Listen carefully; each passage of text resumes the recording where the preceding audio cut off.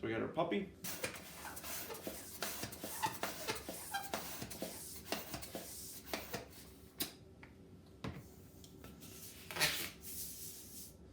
You always want to leave a little space at the end because as you twist, you need space for the air to go.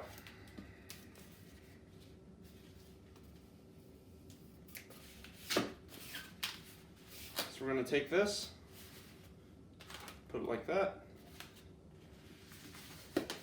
twist, and that's going to be the head. And we're going to do the same thing for the legs.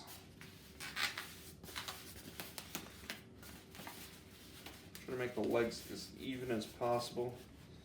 Sometimes I misjudge those. What do you get? It's a nice little puppy. Woof, woof. You can also take a marker, and if you'd like, just some eyes here.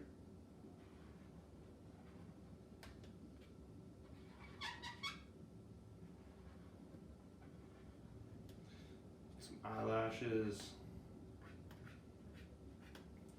Nice little mouth. It's happy. There you have it. There's your dog. So